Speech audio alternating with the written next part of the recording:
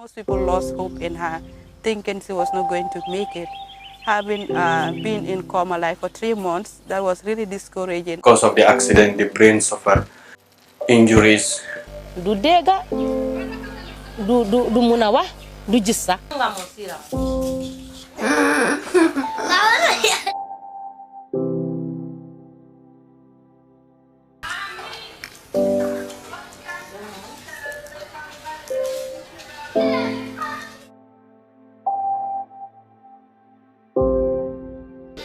This is the house where a young girl who has been involved in an accident since 2017, when she was asked to go and pick up her results at school stays. I am the fama. I go to school.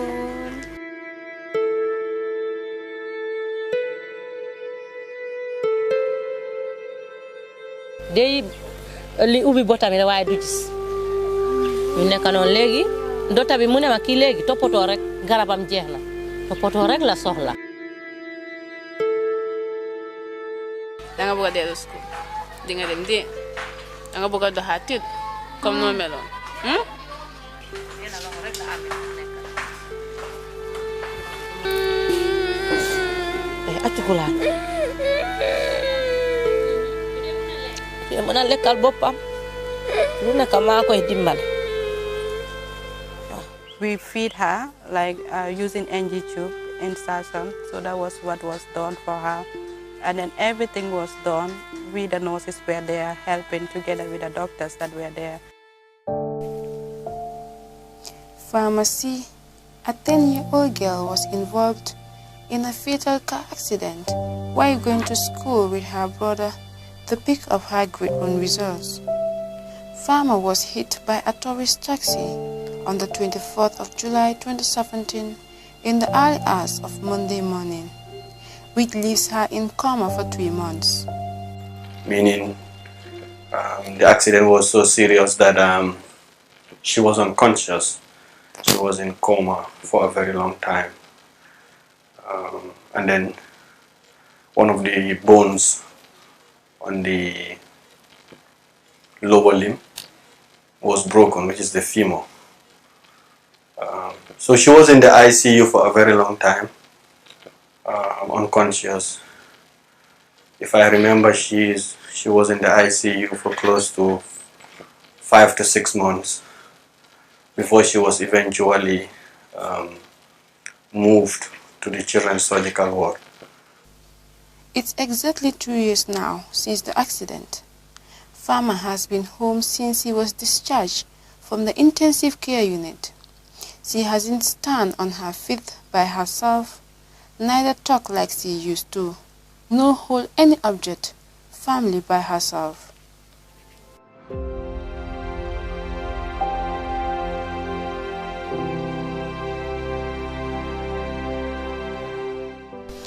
This is indeed sorrowful. I am the fama. I go to school.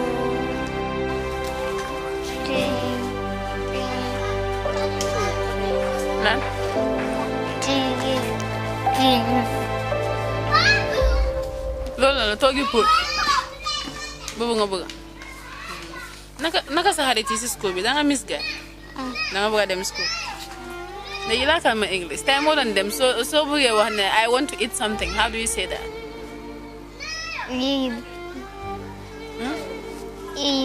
Eat. So she is brilliant. This girl is brilliant. léegi soo ñëwee nga bëgg wax moom mu jox la xaalis nooy def? Mommy, give me.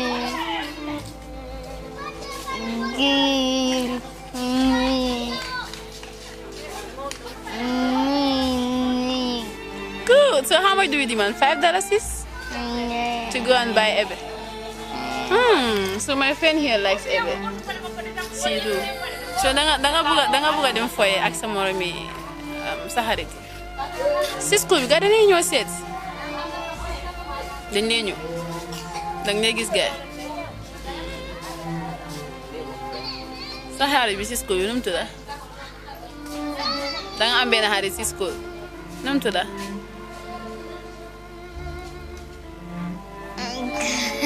danga fàtte léegi ana Yaasin Yaasin daf lee ñëw seet Yaasin daf lee ñëw dafa lee ñëw seet daf lee jëndal chips waaye daf lee ñëw seet Yaasin sa xarit la tudd sa teacher nag waxoon nga ma ne English mooy sa best subject at school tudd English language cool so sa grade woon ñaata nga am position so she's brilliant. She have first position. So nama nga sa teacher si ak sa xarit yëpp si school da nga bëgg a dellu school di nga dem de da nga bëgg a doxaat comme noo meloon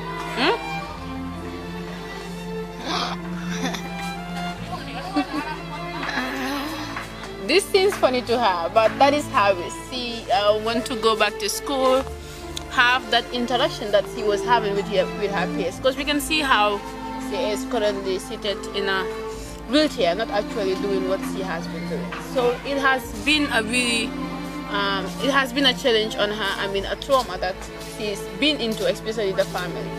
She wants to go back to school and she wants to actually mingle with the friends as it used to be. According to the report and the doctor's diagnosis, she was admitted on account of severe head injury. That was as a result of an accident that she was involved in. That was in 2017. And actually, I even met her in the ward because I was in one ward, then I was moved down to the ward. Fama was in that, she was in a coma state. She was unconscious for like almost 3 months when she was admitted there. And because of the accident, she had a fracture of which the limbs, that was the leg, was involved, and also the arm. Then they did what we call, they tried to align the bones of the fracture when she was there. So during that period, she was like, because she was in coma, and her mom was also so supportive during that time, she comes to us. So I was so close to Fama during that time. In fact, I tell them she's my child in the ward because she was one of the youngest patients that we had then. That was like, she was then like 7 years old or 8 years old during that time. So it was really a big, in fact, most people lost hope in her, thinking she was not going to make it. Having been in coma like for 3 months, that was really discouraging.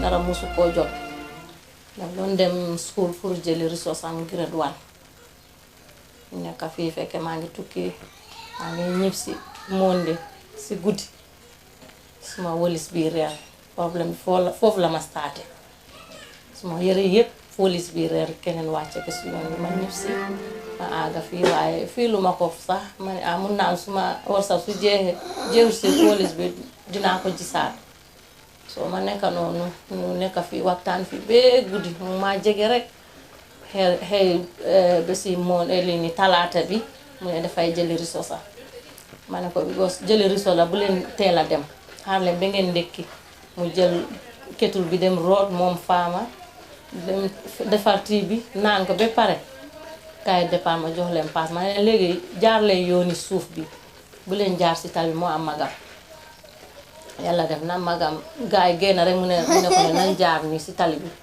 waaye dem si tali bi dañ aaga rek fekkee van mu ngi taxaw si tali bi ni wàccee nit rek moom mu ne dafay jàll mu bàyyi loo magam bi mu ngi ko bàyyee rek fekkee taxi bi agsi na mu laal ko dara fe bi ak nu mu waxee daal accident bi ko fekkuma ko xama fekkew ma accident bi.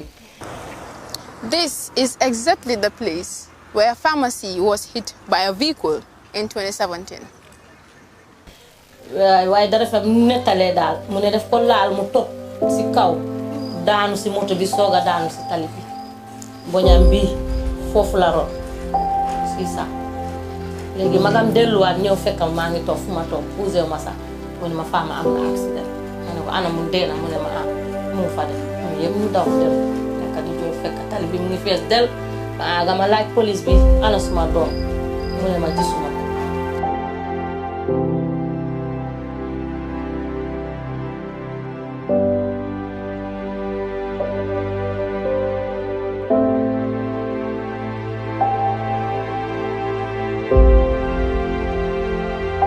During her admission, which is not something surprising, she developed multiple infections during the course of the admission in the ICU, which were treated accordingly. However, she started responding, coming out of the coma gradually. She improved conscious-wise and was sent to the pediatric surgical ward. Initially, when she was moved to the children's surgical ward, she had difficulty talking and even ambulating. But now she has improved in a sense that you might hear when she talks, but it's still not clear, and she's able to walk with support. So her problems currently, while she was in the ICU, because of the accident, the brain suffered injuries which did not need surgery. There was no need for an intervention. It was just medical management and admission in the ICU which was done. She has developed what we call brain atrophy, meaning some parts of the brain have actually lost their function. She was going to school. This happened around 24th of July, around 8 a.m. in the morning, going to school to collect our results. So that's the time this thing happened. So, but unfortunately, well, with the help of God, I did leave everything with them. So we do everything since day one with them.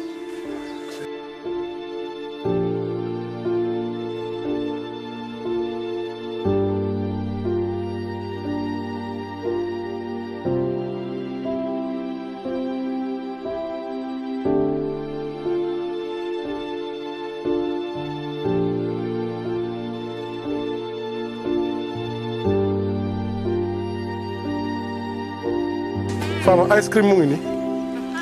Indi na ice cream.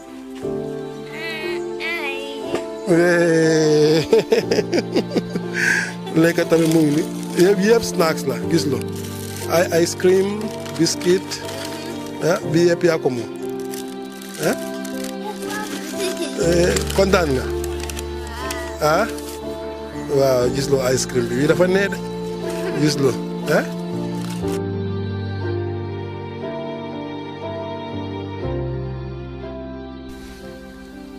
Ibrahim, the driver, said he wished he could do all it takes to get Fama back on her feet. But since his car has a breakdown, things has been really hard on him and his family. So there is not much assistance he could do. He still wants to see Fama go back to school. Yeah, I feel definitely very sorrowful, and definitely it's very painful, because me also, I'm a family man. So a kid like this, you know what I mean, from that up to 3 years now, she cannot do anything, you know what I mean. Yeah, well, it's very painful for me, definitely, because it's not easy, definitely, because I definitely feel it. I feel it so much so that, well, that's why I cannot leave anything with them, Dad. Yeah, because I know it's somebody's life, somebody's kids. So me also I have kids. So well, since day one. So that's why well for me it's very painful for me. They know. Yes. So I was with them doing everything together. Well.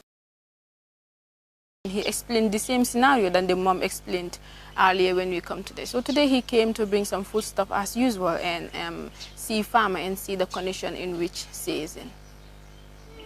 Bakken la day lekke ñetti weer yooyu yëpp si bakken bi payet bi foofu la day lekke ala dem mu nekk fa be mu tane mu eew benn bés rek mu eew ndanka mu ngi eew waaye du dégga du mun a wax du gis sax day li ubbi botam yi waaye du gis ñu nekk noonu léegi ndota bi mu ne ma kii léegi toppatoo rek garabam jeex na toppatoo rek la soxla waaw léegi buñ defee noonu mu bàyyi ñu ñib si nekk fi noonu maa ngi góorgóor la di toppatoo rek di ko jox lekk rek ba yàlla def mu commencé di lii nii yëg léegi lu xew waaw su ma ko waxee dara du mun a wax waaye day yëngal boppam ma xam ne léegi mu ngi dégg waaw ma nekk si coono boobu rek jàpp si yàlla waaw yàlla baax na sant yàlla ba mbori. She couldn't talk, but at some point in time, she started speaking, though it was not frequent like she used to. You will see she struggled to speak, and then up to day 2, she struggles to speak, though words are coming in a bit.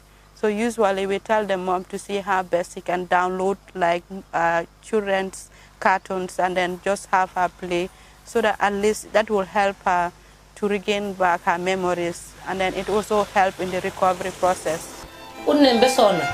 Amu fuma dem docteur bu mag bu nek Gambia fi try na ba gis ko because docteur Marena mo muna affaire ya tankam bi defa dam si accident bi ba legi defaru ko legi fi lu ya fi ten takka fi suuf si l'hôpital ñetti weer bi yépp suuf bi mu fi loolu moo yaa fii dafa génn ngir lan teddaay bu yàgga bi te ay si la teddoon ay si nekku time bi la neex ngay dugg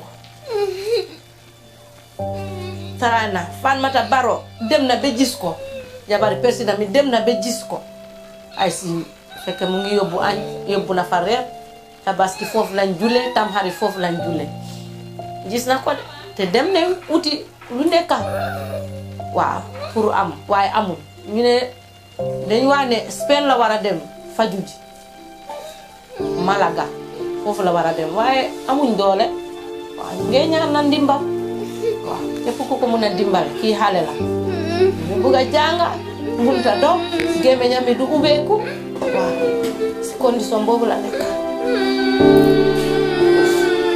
acugula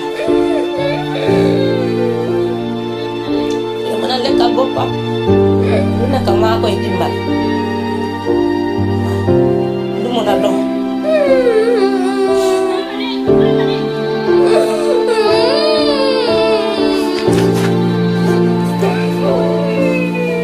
I remember times without number, her mom would run to me and say, "Do you think Fama would make it?"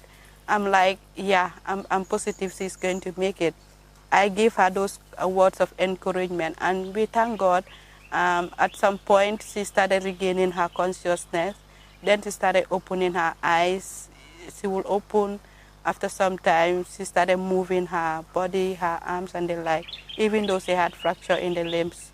So after that, after some time, she was later on moved to the children's side, pediatrics, we call it. When she was moved on the pediatric side, after some time, then the doctor started deciding on allowing her to go home and wherein she can continue with her, let's say, outpatient treatment on appointment basis.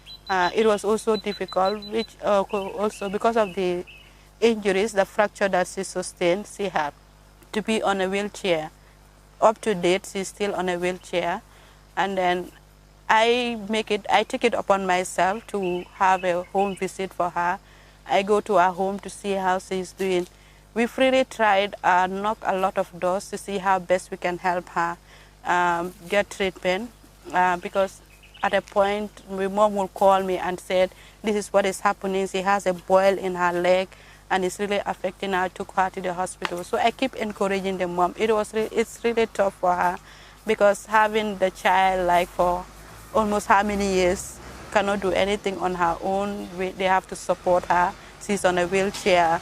And then, so it was really challenging. I can remember at a point, in fact, everybody thought Fama was not going to make it, but we thank God that she really made it. Because if you look at the picture of Fama then and Fama now, it's quite different. Though she still needs help, because she's still on a wheelchair, she still needs her leg to come back to life. I remember when I got there, she said she still wants to go back to school. And then you will see that she has that passion in her. She still speaks English. If you speak English to her, Fama would understand, despite the fact that she was in a coma for that long. And I was so amazed when I got there, Fama remembered me after that time, after that long time of not seeing each other. She called my name. In fact, I had to shed tears when I heard her calling my name.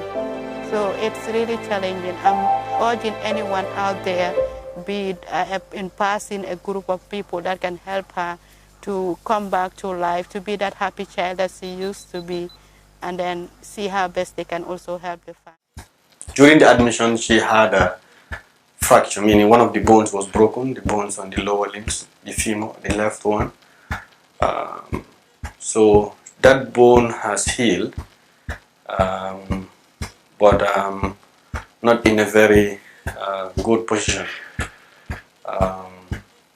And the other thing is, unfortunately, about a couple of months ago, she developed an infection on that fractured side, which was treated accordingly with antibiotics and drainage of the infection or the abscess. So, going forward, what does she need now? Fama is a case where you know that she needs to be seen by different specialists. One, she would need to have continuous rehabilitation.